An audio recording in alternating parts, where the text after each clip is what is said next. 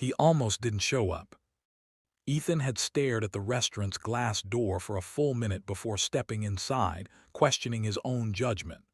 Blind dates felt like emotional roulette, too much hope balanced against the risk of disappointment. But his sister had insisted. "Just try," she'd said. "You've been living like a ghost since the divorce." So he tried. The place was softly lit, warm amber lights reflecting off polished wood.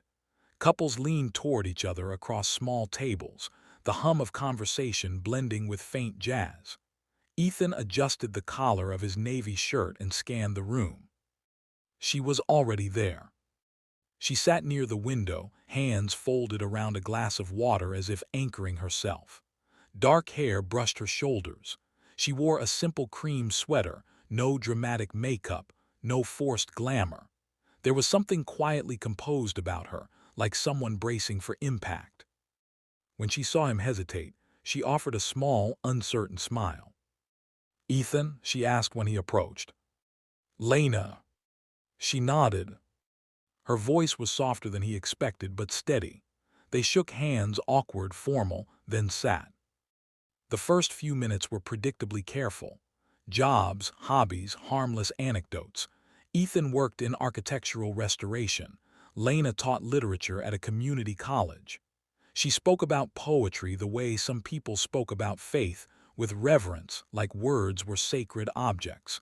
He found himself listening more than talking. She laughed at his dry humor.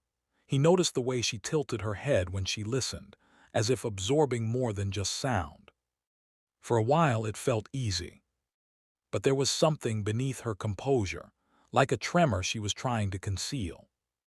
Halfway through dinner, after their plates had been cleared and dessert menus offered, the mood shifted. It happened when Ethan mentioned why he'd agreed to the date. "My sister signed me up," he admitted with a sheepish grin. "She said I needed to stop hiding from the world." Lena's fingers tightened around her fork. "Hiding?" she repeated. "Yeah," he said. "I was married for 8 years. It ended badly. Took me a while to feel like myself again." He expected sympathy or curiosity. Instead, he saw something like guilt flicker across her face. "That must have been hard," she said quietly. "It was," he replied, "but it taught me something." "What's that?" "That pretending to be someone else for the sake of keeping someone never works." The words landed heavier than he intended. Lena inhaled sharply. For a moment, she stared down at the tablecloth. The jazz music felt louder. The clinking of silverware from nearby tables seemed intrusive. Then she looked up at him.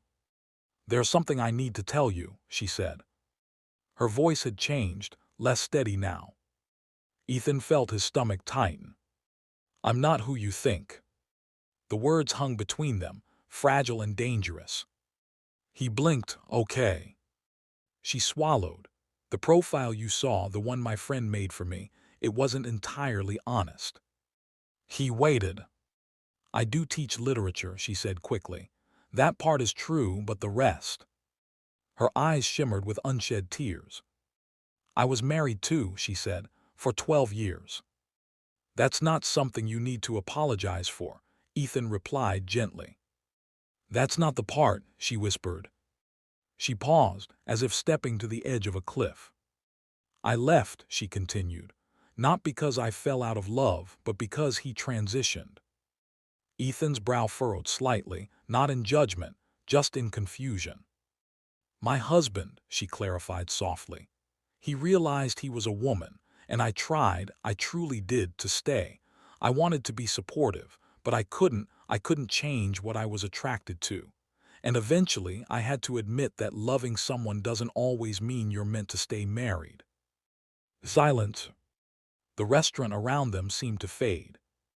"I didn't include that in the profile," she said, "because every time I have before, men either get uncomfortable or they assume things about me, about my identity, or they think it's drama, or that I'm secretly confused." She laughed faintly, bitterly. "I'm not confused, I'm just human."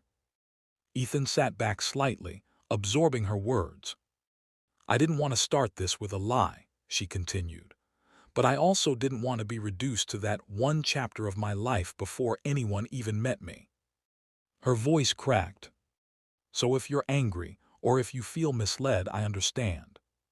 For a long moment, Ethan said nothing.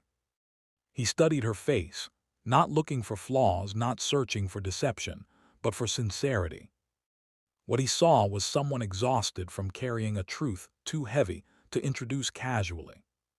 I'm not angry, he said finally. She looked up surprised. I'm trying to understand, he added honestly, but I'm not angry. Relief flickered across her expression, but uncertainty remained. I don't think you're not who I think, he said carefully. You're still the woman who loves poetry and orders water because she's too nervous to drink wine. That earned a startled laugh.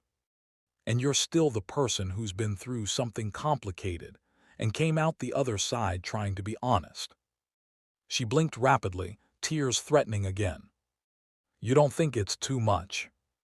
Life is too much, he said softly. We all come with chapters, some are messier than others. He hesitated. I know what it's like to stay in something longer than you should because you're afraid of what people will think. I know what it's like to realize you can love someone and still not be right for each other. He leaned forward slightly. You didn't deceive me, you protected yourself. There's a difference. Her shoulders relaxed a fraction. I was so scared you'd walk out, she admitted. I almost didn't come in, he confessed with a faint smile. Seems we're both braver than we thought. They sat in a quieter space after that, not heavy but deeper. Lena spoke more openly about the years of therapy, about grieving a marriage that ended not in betrayal but transformation, about the guilt of leaving someone she still cared about the relief of finally admitting her own truth.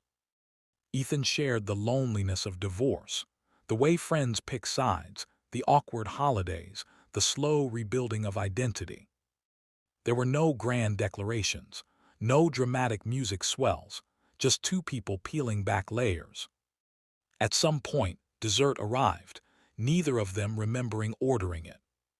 When they finally stepped outside, the air was cool and crisp. Streetlights cast long shadows on the pavement. I don't know what happens next, Lena said. Neither do I, Ethan replied. He hesitated, then added, but I'd like to see you again, not because everything is simple, but because it is. Her smile this time was different, less guarded. You're sure? She asked. I don't need you to be who I imagined, he said. I'd rather know who you actually are. She let out a breath she seemed to have been holding all evening. Okay, she whispered. They didn't kiss. It wasn't that kind of ending. Instead, they stood there a moment longer, aware that something rare had happened. Not fireworks, not fantasy, but recognition. Not who you think. Maybe that was the point. Maybe none of us are. And maybe love doesn't begin when two perfect strangers meet, but when two imperfect histories decide they're willing to be seen.